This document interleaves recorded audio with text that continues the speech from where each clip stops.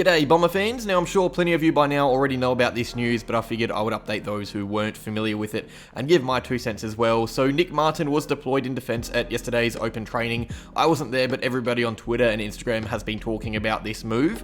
Today I'm going to talk about it as well, and if you have any strong opinions, drop them down in the comments below. I'd love to see what you think. Alrighty, so there's been plenty of talk about our general defence. If you know me, you know that I'm a bit iffy on that 6th spot in our back 6. It's a strong back 5. Mackay, Laverty, Redmond, Ridley, McGrath, but that last spot is up for grabs. You've got Hind, Heppel and Kelly, who are all older and can easily be taken over if Roberts and Lowell come good. They haven't made that spot their own, which is why there's been talk of a revamp there, giving us more creativity and pace out of defence. Brad Scott himself highlighted this area before the new year in an interview. Alwyn Davey Jr. has been a player that's been tested there at times over this preseason, and that's why we shouldn't read into these training sessions too much. Just because Martin is training there now, it doesn't mean he's going to be playing there all year. There are going to be magnets moved earlier in the preseason, trial and error now before the season starts. That way we don't have to fumble around finding answers after round 1 like we had to do with our forward line in Langford. So we are trying to find solutions to our defensive worry now, and Martin is the latest to be linked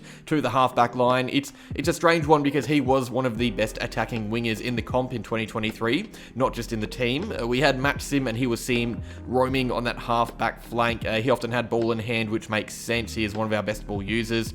So let's talk about why a move to the back line could and couldn't work before I give my personal preference on the matter. So Nic Martin as a player, his strengths in my eyes, number 1 is his tank. He is one of the fittest in the team. He was 2nd or 3rd in our recent 2K time trial. I forget which one, sorry. He was 1st this time last year. He's one of our best athletes on the list. Very fast, deceptively fast. He's a bit leaner, so the legs kind of move in slow motion, but he covers ground well and he covers ground quickly, and that's great because he's also one of the very best ball users at the club, especially going forward. I see him and Merritt as our most damaging players with ball in hand. He had the 3rd most score involvements for us last season, 2nd most if you exclude the forwards. He had the 5th most goal assists for midfielders comp wide, 11 most goals for a midfielder.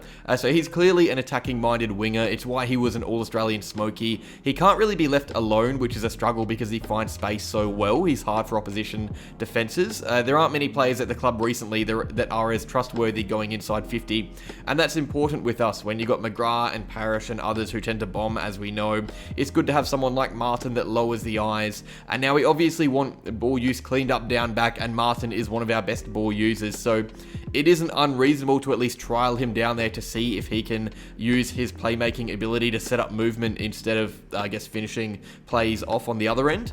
Down back, our ball movement does look a bit weak at times. I only really trust Ridley with ball in hand to bite off those kicks that others can't. It's a weakness of McGrath and Mackay, as we know that. Laverty isn't horrible and neither is Redmond, but even Redmond is better off using his drive and leg speed rather than ball movement. With Martin, you would take out potentially Hind, who isn't known for his ball use, and bring in a fantastic kick of the footy and a player who works harder around the ground than most as well. I think there are plenty of positives having Martin in defence for attacking reasons.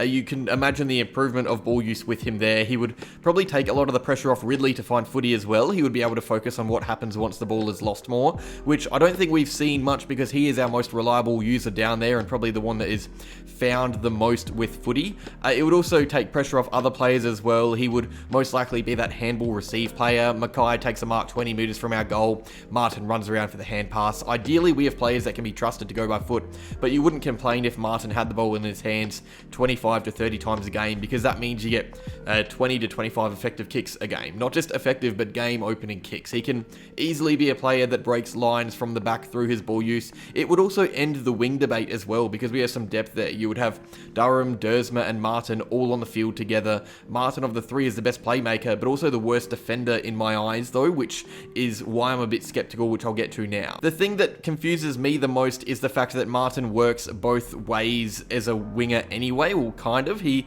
had the most rebound 50s of any midfielder for us last year, 11th most for a mid in the comp, so he is still used quite a lot back in defence anyway to spark plays, but I've never really rated his defensive efforts down back as much as someone like Durham. I think he loses his direct opponent a lot.